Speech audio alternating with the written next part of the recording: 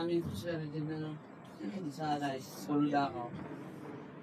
Nagkantak din po sana ng LTO sa IPIS, ang Musaklar.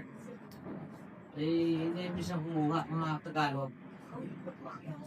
Kaya nahuli kami nahuli po kami. Kaya siguro ang mukha ko, kung talaga yun para talaga sa mga IPIS, yung unang priority, bago mag-ano yung mga tabi mo sa mga Tagalogan na, bago sa mga Tagalog ay IPIS muna ang pangunahin. Dahil bakit? Kasi sa namin kadalasan ngayon, at maraming mutong talaga mga IPIS.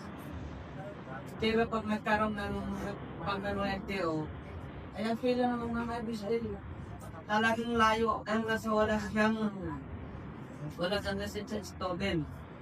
At gusto nga sanang kukuha. Pero pagdating nga naman sa exam ay bagsak naman.